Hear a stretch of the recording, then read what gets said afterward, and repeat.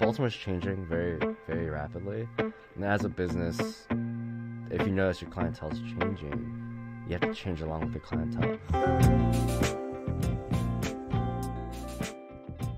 Steve Chu is possibly one of Baltimore's favorite people, and it has very little to do with him being likable, which he is, and instead a lot to do with his buns.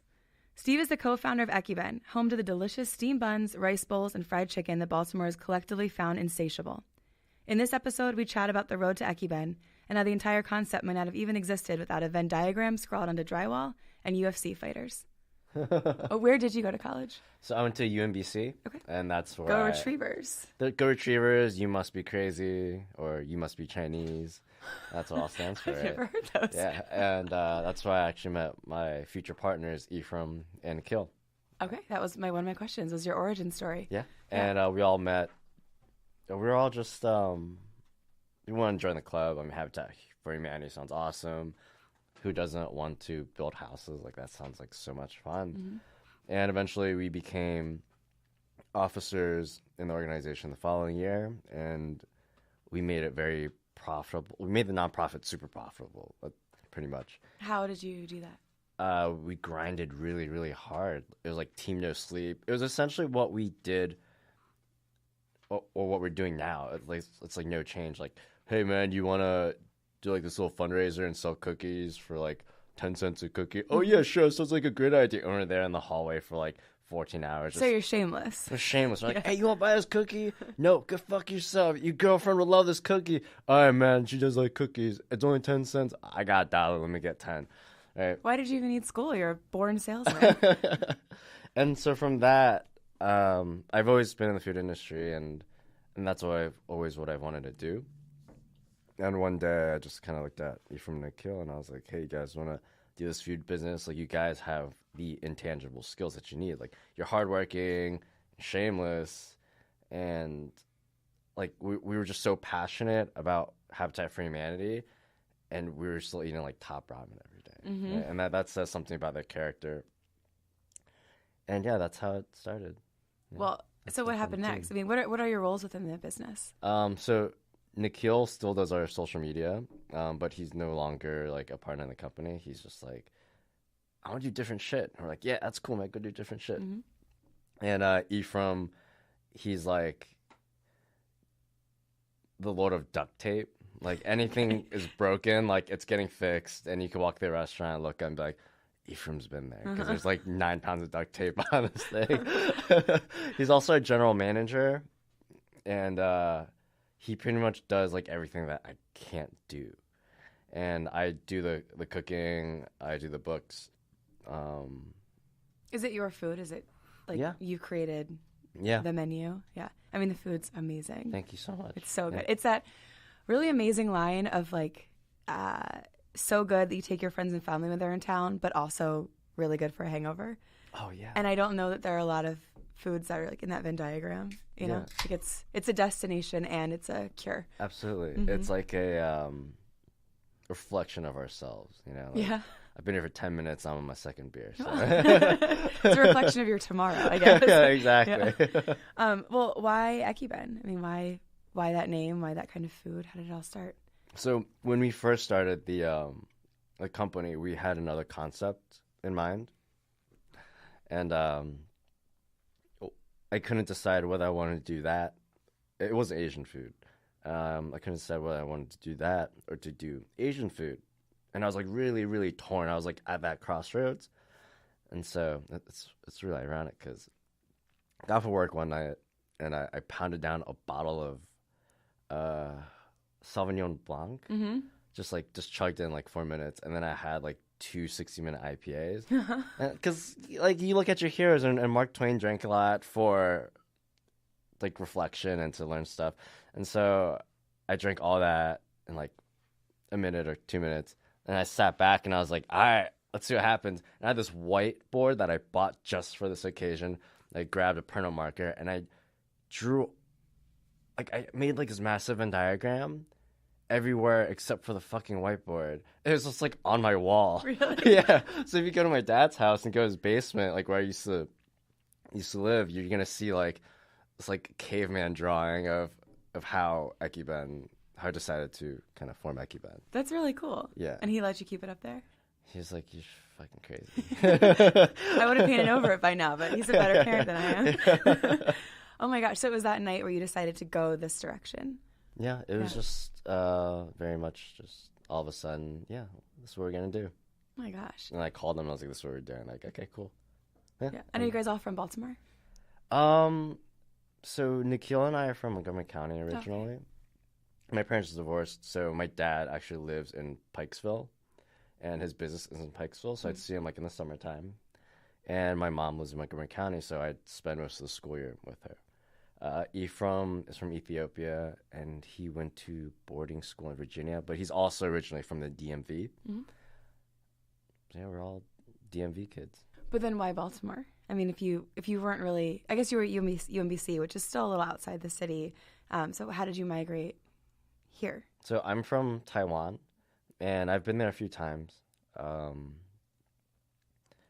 So while we were in UMBC with our fake IDs, we'd always, come down to the city and like party and drink and stuff. And we'd always go to certain neighborhoods that were cool, but they never like resonated with me. And then one night we came to Fells Point. I was like, I love this place. It's by the water. It smells like the water. It reminds me a lot of Taiwan.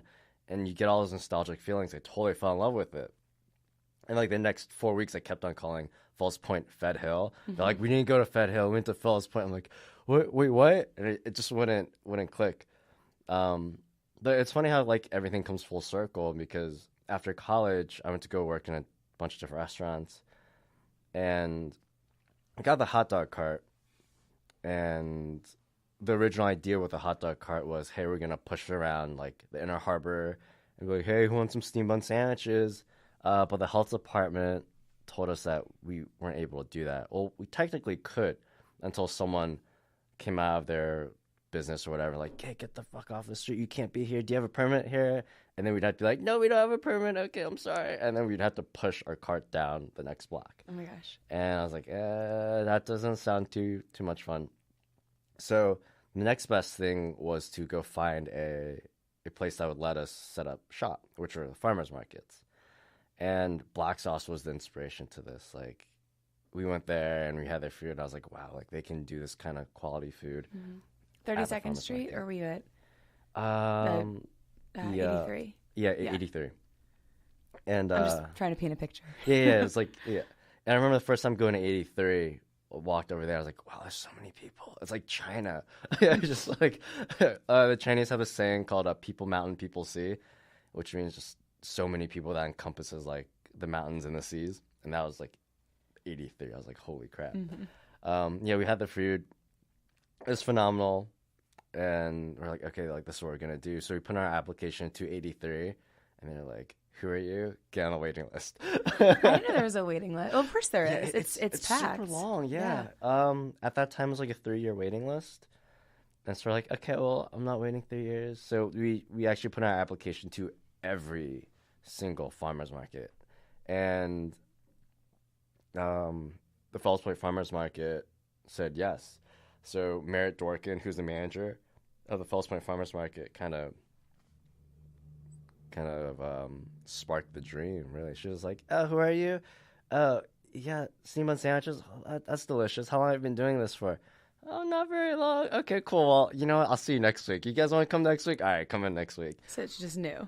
Yeah. And she put us next to the water taxi, which is supposedly like one of the best spots. Like, people come to and from the water taxi. Like, you see all this foot traffic. Like, we're going to crush it.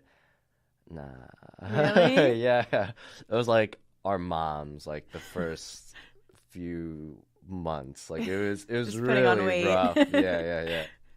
Really? Yeah. So then what turned? What changed? So after like so we started off in August, right? So that was like in the middle of the event season, middle of the farmers market season. And I was like, dude, we should just give it like a full year. And let's just give it a full year, see what happens. And if it sucks, whatever. We'll pack up our bags and do something else.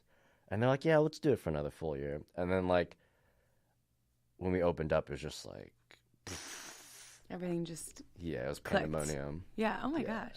we had like lines from like week 1. How many farmers markets? How many markets in general? I mean, where are you throughout the week?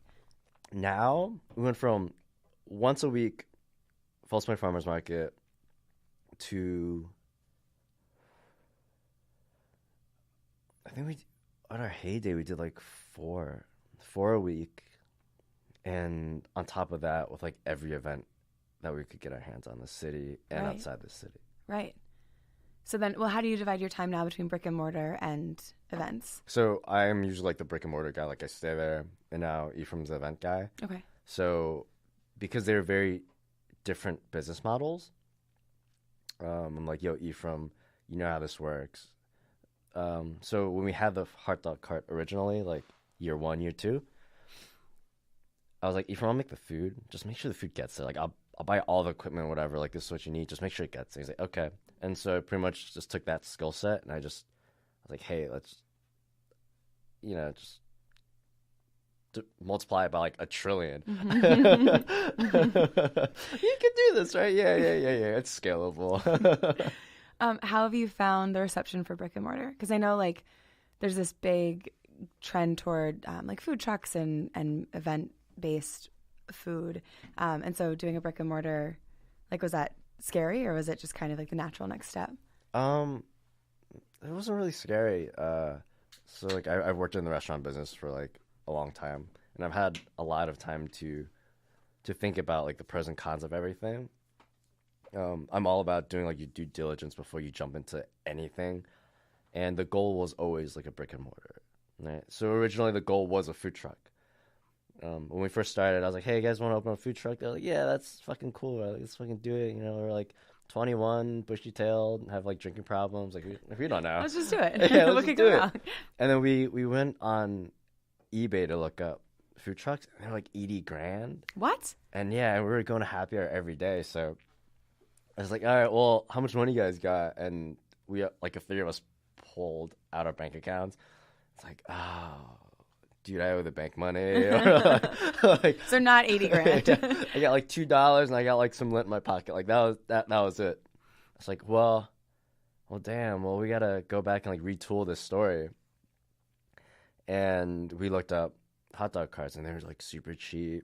And we found one that was supposedly made in like North Carolina, and it could get shipped to us in like a couple of days. It was fully assembled. Everything's awesome. So like, let's just order it. Like a few months later, we save up all our money. We don't go to happy hour anymore. Mm-hmm. We just drink at home or something. I don't know. Make it work. Yeah, we made it work. And we ordered it, and a couple weeks later, it showed up. And I forget what Nikhil was doing. I think he was like overseas or something. But it was like Ephraim and I waiting for this like hot dog cart that was gonna make all of our dreams come true show up. And the like the 16-wheeler shows up. The gates open up, and he's like, "Do you guys want the pallet?" I'm like, "No, we don't need the pallet. It's already assembled." And he looks at us, and he's like, "I'm just gonna leave the pallet with you because you're gonna need the pallet." And he drops it off. He opens everything up, and I was like, "Yo, Ephraim, this is like pre-assembled, right?" And he was like, "This doesn't look pre-assembled. Like the axle's on top of the cart." And I was like, "Oh, okay." And the title's in this package, and I open it up, and it's from like Guangzhou, China, and I'm like, this isn't North Carolina.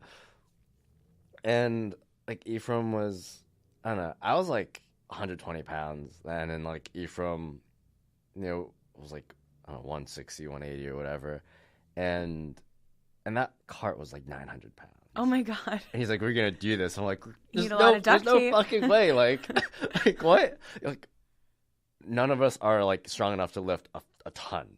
And he's like, "No, we can do it." Anyways, like fast forward 2 hours later, and we're just like struggling and like cutting our hands on this really sharp metal. We call our friends who do UFC, and they just show up, and they're like, "Yeah, man, I can do this." And then we assembled in like 3 hours after that. Just your UFC friends. Yeah, just like UFC friends, Oh my gosh! So you might not have existed without UFC. Yeah, that's awesome. It would have been a very different setup. Yeah. Oh my gosh! So where were you preparing the food at that point? Were you making it at home and filling the cart, or? No, so originally the idea was like, yeah, we could do it at home, but you're not allowed to. Baltimore City requires you to work in a commissary or like a real kitchen. Mm. And so I was like, "Hey, Dad, can I use your restaurant kitchen?" He was like, no. And I was like, awesome. And I had to like bargain with my dad, like, if you don't let me do this, I'm gonna quit. Because I worked for my dad at that time. And I was his GM. I was like, if you don't let me do this, I'm gonna quit. And he's like, all right, well then fucking do it then. It's a good bargaining chip to have. It was, sorry, Dad. I'm sure he's proud of what's happened. Maybe. We'll see. I don't think he knows about all the drinking, but he'll find out. He's going to hear it on this, I guess, if he hasn't found out by now.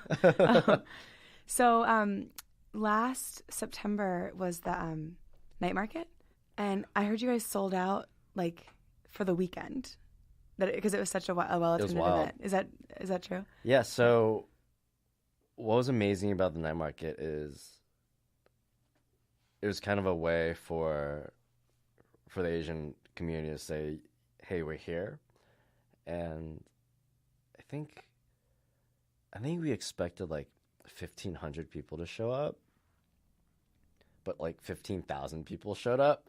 It was incredible. Yeah. I was only there.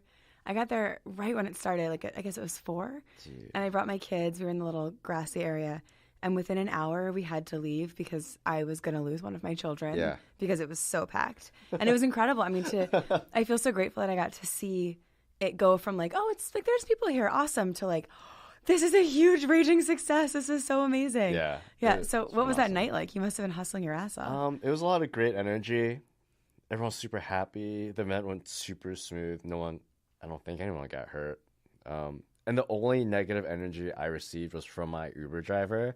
He was like, why the fuck did I wait in this traffic for like 30 minutes? Like, why? Where are you taking me? He's like, can you just come to me? And I was like, dude, you're like 7 blocks away. He's like, you gotta come to me. And I was like, okay, I'll come to you. And I get in the car and he's like yelling at me for like 10 minutes. I'm like, why are you yelling at me? We're celebrating Asian culture. Get over it. Like, yo, you're Indian, bro. Like, come on, man. Like, you want to come? Just park the car. We'll go back. Yeah, that's so cool. So you guys, like, I had heard like you had to have more food brought in. It was just like a big success all around. Yeah, that was a pain in the ass. So the event started at like 4 or 5. 4, I think. And I got a call like an hour and a half in saying like, yo, we need more food. I'm like, bitch, what time is it? Like, how long have you been there? And so we had to maneuver through all this traffic. And I had a rental truck at the time, so I wasn't too comfortable with it. But I definitely drove through a ton of do not enter alleyways in order to get the food there on time. Mm-hmm. It was a lot of fun. Yeah. And like that night, because people didn't want to wait in all those lines, they were like, oh, we just came to the restaurant instead. And the restaurant wasn't much better. Like that line was bonkers in the restaurant. People left and went to Fells to get the food? Yeah, people left and went to Fells to get the food. And it was so hard. That's a pretty like amazing thing. I mean, that's a really amazing compliment for you. Yeah, it was That they left like one of the biggest parties of the year to go get your food, and then I'm guessing went back to the party. I don't know. I was just like, there's no food in the restaurant, but they need it at the night market. So I had to decide whether I wanted to take like all the food from the restaurant or just like part of it. We just took part of it. And I just there was like no win-win situation. It was just like, someone's got to lose, but maybe I'll just do like a middle ground. Mm-hmm. My managers looked at me like, dude, you see the line at the door and there's no food? And I'm like, do you see the line at the market? It's down the block and around the corner. Oh my gosh. Yeah, it was pretty wild. Well, next year you'll be prepared. Next year we will be much better prepared. Mm-hmm. Now we know. Mm-hmm. So what's next for you guys? We're going to try to survive next year. So every year what we do is we try to set goals of like selling X amount of sandwiches. So we don't, our benchmarks are not numbers, like financial numbers. It's like, how much product can you get out there? And our benchmark for 2019 is like really, really, really, really high. Our number last year was stupid high. I was like, we're not going to be able to hit this. And we hit it. So this year is going to be hit that number a little bit higher, but make it more sustainable. Like our goal is going to our goal is going to be like, hey, you can sleep 4 hours today, Mm-hmm. as opposed to like 2.5. So you're not sleeping at all. What? Are you saying you're not sleeping? What is sleep? Okay. I have toddlers. I don't know what sleep is either. Different kind of baby. Yeah, I'm getting ready for fatherhood. Yeah. Oh my god. So you're trying to like, right? So you're sustaining it all around, not just financially, but like, you know, you need to watch out for yourself. Yeah, too. I mean, the most important part about Ekiben are the people, right? It's the guests that come in; they have to be happy, and also our team that also have to be happy and alive. And there's like a big thing in the restaurant industry where people don't live like the most healthy lives, the most balanced lives, and we are trying to change that model, just one day at a time. And this year it's going to be team a little bit more sleep instead of team no sleep. Okay, but that's an achievable goal. Exactly. Yeah. I waited tables for a long time, and it was like, I ate French fries for dinner, drank every night, and never slept. Sounds about right. Yeah. Yeah. That was it for like 7 years. That's all I We did. used to squeeze mashed potatoes in our mouths like after the shift, or pomme puree as they call it. A palm puree. That's really funny. Not mashed potatoes. Mashed potatoes are too chunky. So as you're thinking about this model of like healthfulness for your employees, how does that parlay into the food? Is there a healthfulness aspect to the food, or is it? I don't know. What's like the ethos of the food? So, our goal for Ekiben was to kind of bring people together.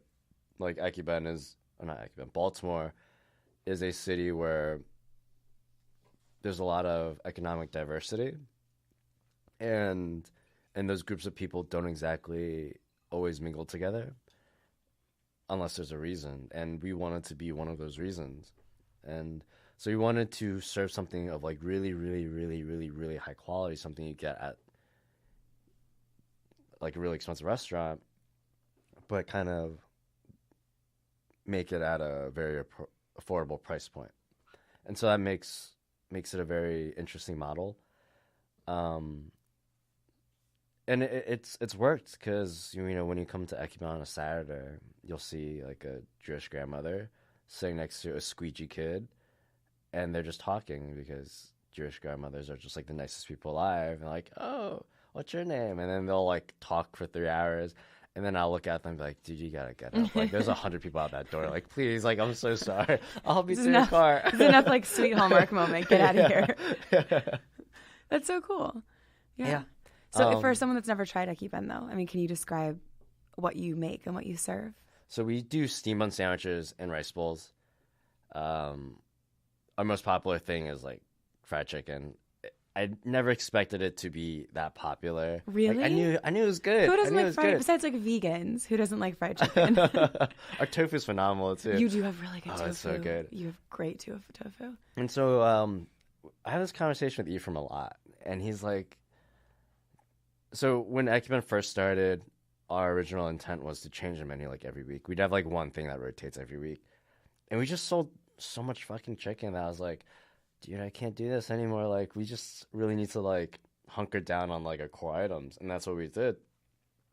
Like, first year, I come out with like a bunch of stuff like every couple of weeks, and people would buy it and they love it, but I was like, I'm not really selling enough in order to like, this isn't sustainable. So I was like, fuck it. And Ephraim looked at me and he was like, every time you don't sell out these like specials, you look so dead on the inside. And I was like, yeah, because I made 2, but everyone wants a fucking fried chicken. Just give us what we want. Well, yeah, the food is so good. I mean, what kind of restaurant does your dad have? I mean, what kind of food did you grow up like working in and seeing him make? He owns an American Chinese restaurant. It's called Jumbo Seafood, and it's been around for like 26 years. Wow. Yeah, in Pikesville. Yeah, it's a massive milestone.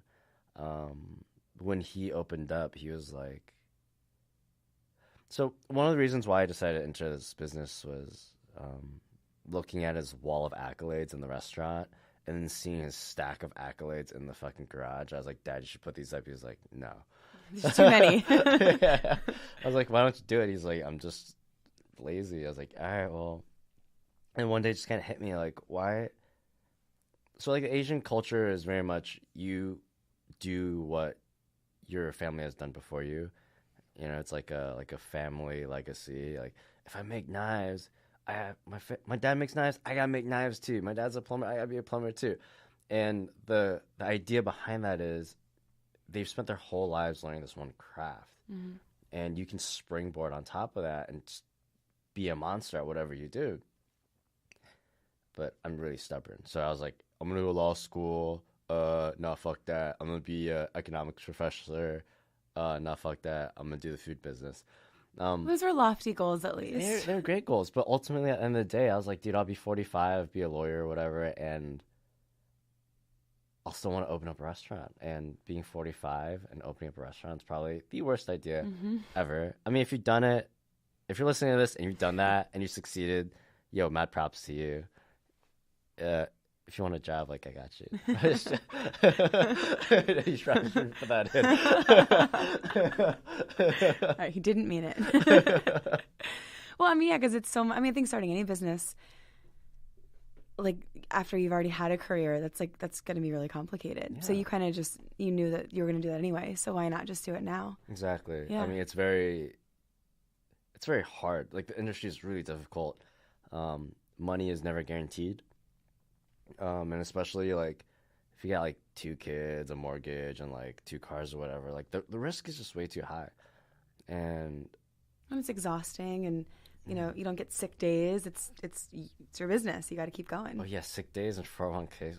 Yeah, that's a dream. Yeah. Well, maybe that'll be next year's goal. Maybe. Yeah.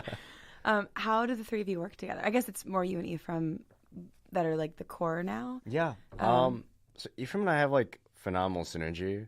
It's like one of those relationships where you kind of look at someone and you just like raise your eyebrows and like, oh yeah, you just told me like 9 paragraphs. I noticed that about you too, that you were like finishing each other's sentences and would look at each other and the other one would just sort of know to talk or not talk. So there's definitely a connection that an outsider can see. I assumed it was the same way on the inside. Yeah, absolutely.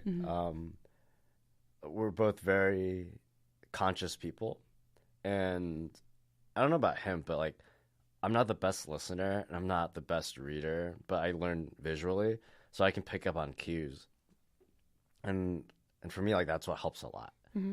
I think Ephraim's a lot better at listening and reading, but so you complete each other. Yeah, I guess. So the restaurant industry is like very brutal, right? So on top of work stresses, you also have to go home to like family or whatever, and that also is a massive struggle too. And imagine having a spouse that works 7 days a week, 16 hours a day. Like, do you really have a spouse? You see him like once a month. Like that's really difficult. So a lot of it's not always like the money. Sometimes it's like, yo, I gotta, like, my wife needs me, or, someone's sick in the family, I need to be there for them. And while I open up a restaurant, like, I can't really be there for them. And, like, there are a lot of reasons. Like, Baltimore's changing very, very rapidly. And as a business, you kind of have to meet the demand. If you notice your clientele is changing, you have to change along with the clientele.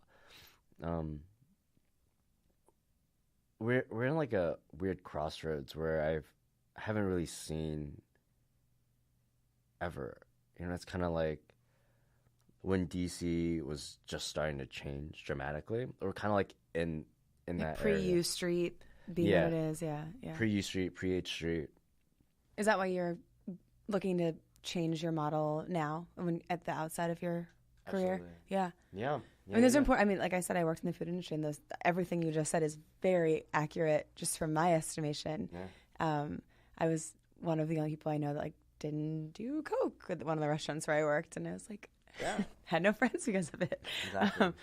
Yeah, but I mean, I also think the age piece is worth mentioning because you look at restaurant closures, like Donna's, and Donna's is it was like this pillar of any community it was in. It's been in multiple, but they wrote in the paper like that, or they said in the paper that their clientele is aging out. And, people are looking for different things, and there are just so many different experiences, and that kind of can dwindle sales, I guess. Yeah. Donna's has been around for like over a decade. Like 20, over 20 years, I think. And that in itself is like a massive accomplishment. But then that's the thing is like I feel like we are looking at it as a failure when instead they had all these years of success against all the odds. Yeah. And it should be celebrated that you know she still has Cosima, which is a wonderful restaurant to quote Tobias Funke. And it's disappointing to me that we can't look past. Like the reasons are the reasons, and I think that they're worth considering. Yeah, in economics, we were talking about like data. Right? It's like a very data-driven industry, and based off that data, you can tell a story, and you can either look at it as the glass is half full or it's half empty. Yeah, it's big. Like we're trying to change that by not being a very numbers-heavy organization, but about being. How many people leave here really, really happy and satisfied? And Yelp is huge in that. You know, like if I'm not in the restaurant, if I'm overseas, and if I get like a 4-star Yelp review, oh my God. That's good. Yeah, someone's in trouble. I did not realize until recently. We met with the Yelp team, the man that runs it, Isaiah. Yeah. That's the man. He's great. That is the fucking dude. So he was in the podcast room, but not on the podcast when we had Be More Creatives. Yeah. And I have to figure out how to get him on eventually because he's wonderful. But I didn't realize how invested in local business Yelp actually is. I mean, I thought they were sort of a platform for people to comment, and there's so much more. Yeah. Have they, I mean, you know Isaiah, so I'm assuming you know and have benefited from all this? So I've always known of Isaiah, but I actually met him at the event we were at. And yeah, his goal is to actually help businesses. It's not to hurt anybody. But it's very hard for businesses to differentiate like who the good guy and the bad guy is. Like if a customer is giving a negative review on Yelp, people tend to blame the messenger, right? Like Yelp is kind of the middleman, and they're like, well, you can post on our platform, and if someone gets a bad review, they blame Yelp, right? But however, Yelp has kind of, which is testament to the company, they've positioned themselves in a way where it doesn't matter if you like Yelp or hate Yelp. If you're hungry, you know where to go. You're gonna pull up Yelp on your phone.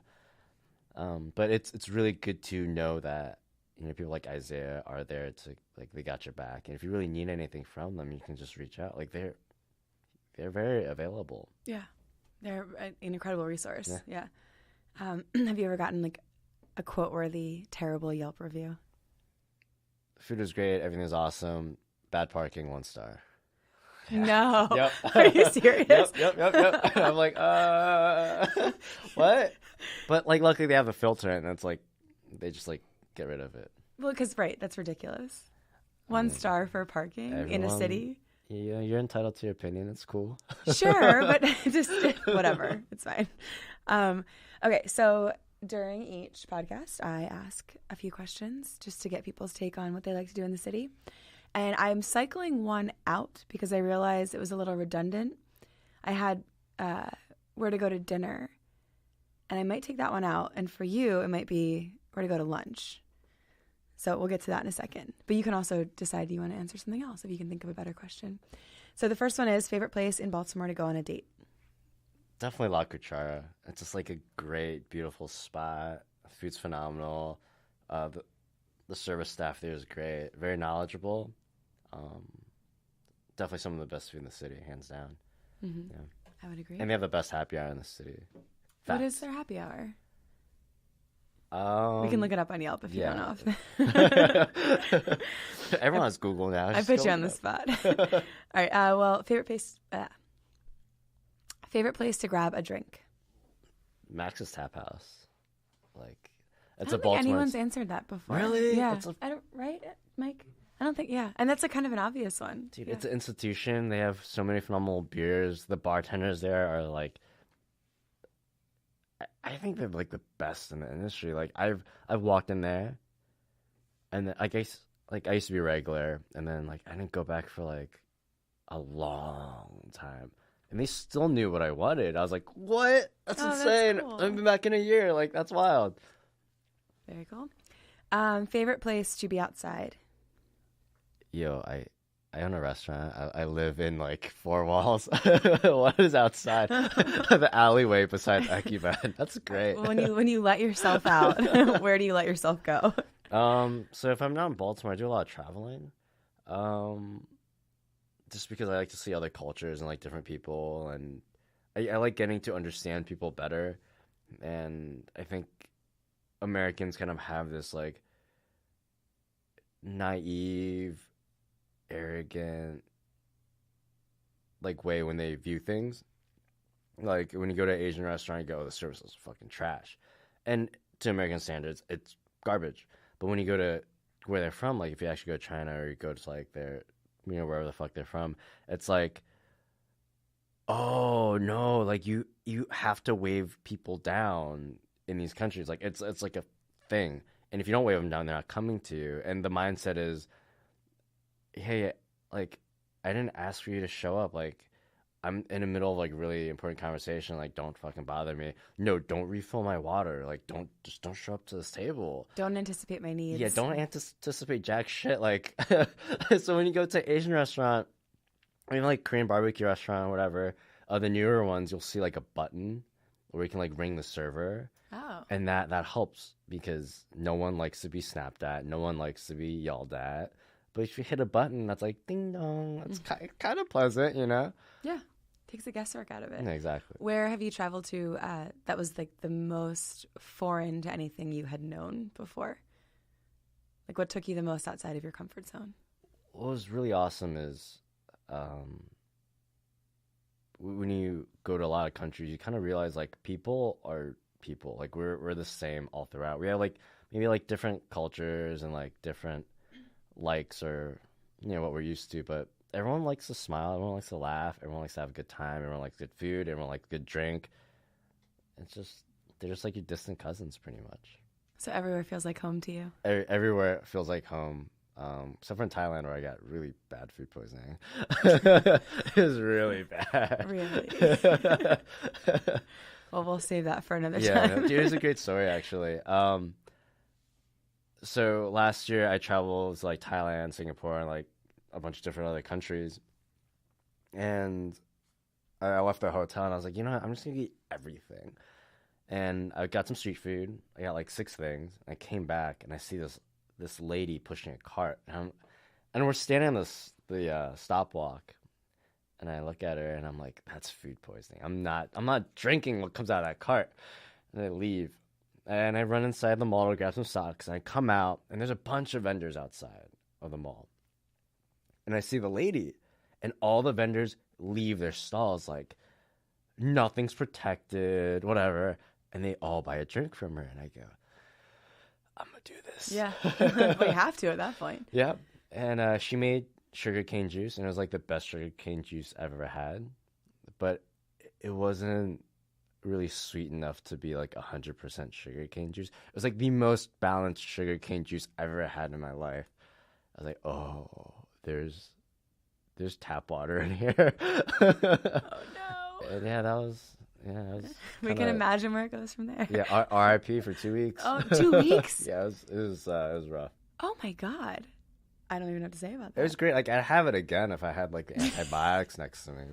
Jesus. I did it. I asked my doctor for them. I'm going to Thailand. Can I get some antibiotics? She's like, no, if you're safe, you should be fine. Like, I went to Thailand with my husband. We're okay.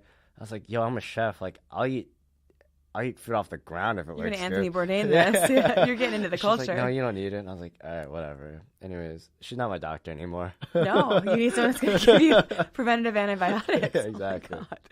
Is there anything you won't eat? No. Really? I'll try everything at least once. Is there anything you've tried that you won't eat again? Yeah, I haven't had anything like really, really terrible. So you just have a palate that like you like most things. Well, like I understand a lot of things. Like just because like you understand things doesn't mean you'll always like it.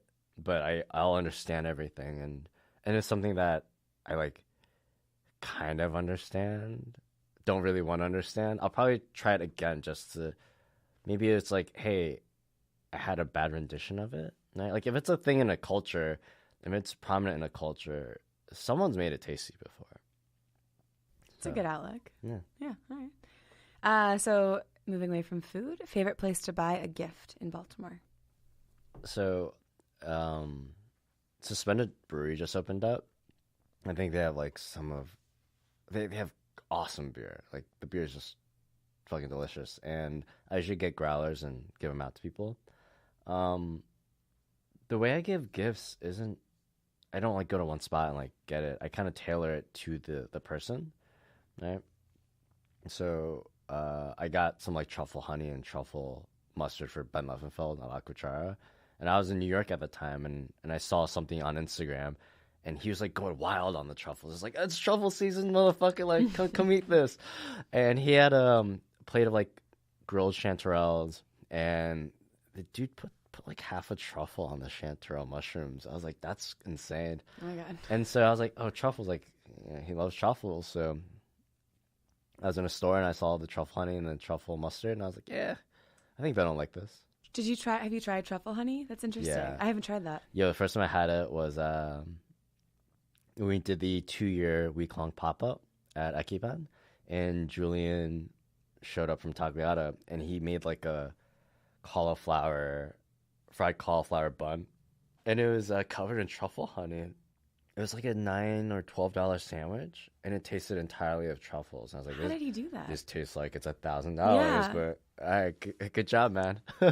We were in France last summer and went to a restaurant that was like it was known for its truffles, and I'm pretty sure that the owner, the chef, must have like an uncle that died and had like a truffle forest, because everything had truffle in it. Like it was to the point where truffle should be special, right? And like a part of a dish, not all that there is. And he was like shaving. He had a watermelon gazpacho, which is like huge medallions of truffle floating in it. It wasn't part of the soup. They were literally just like floating like life preservers in the soup. And then like every other dish after that, he just like shaved like a pound of truffles onto it. And you're like, this isn't, you don't get it. Like this isn't, it's too much of a good thing. I have not really eaten truffle since then because it was so gross. You know what? You need to go to Hong Kong. Okay, you want to take me? Or like, yeah, sure, we'll go. Let's go. It's like expense it, right? Oh, perfect. Okay. It's like Hong Kong and China. So like Asians just love expensive shit. Like if it looks awful but it's expensive, one of my cousins is gonna buy it. Right? I've seen Crazy Rich Asians. I know how it goes.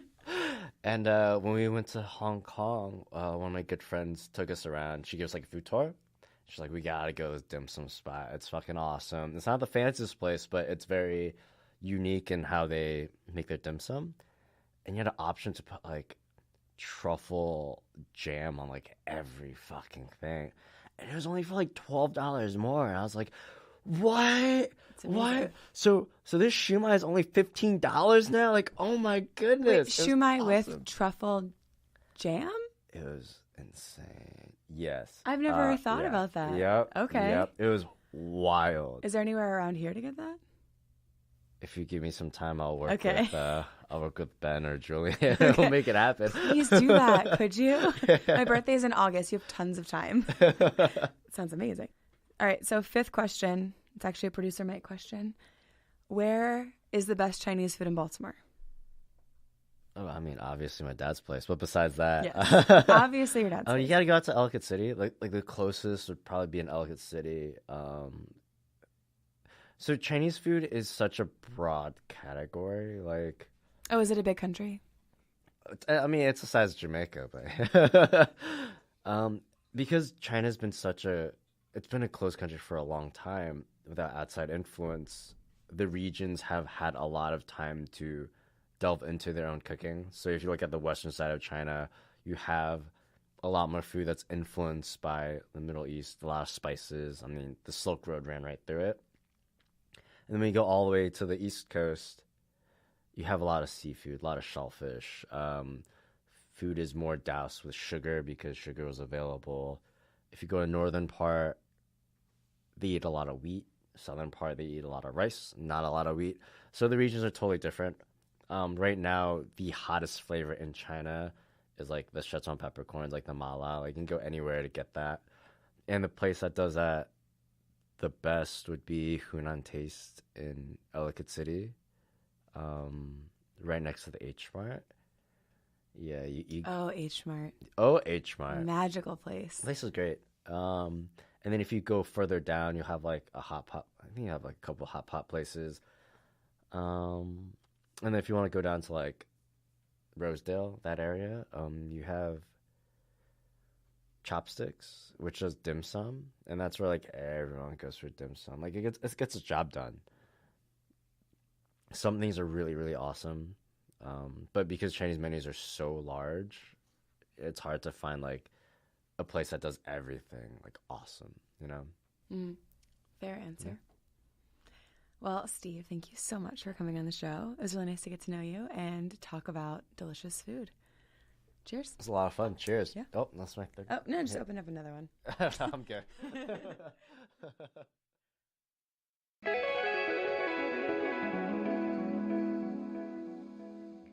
Thank you so much to Steve Chu for being on the podcast. To find out more about Ekiben, as if you don't already know, you can go to Ekiben Baltimore on Instagram or go to any food market or event in the city. For past Hey Baltimore episodes and all the cool stuff happening downtown, go to our site, godowntownbaltimore.com.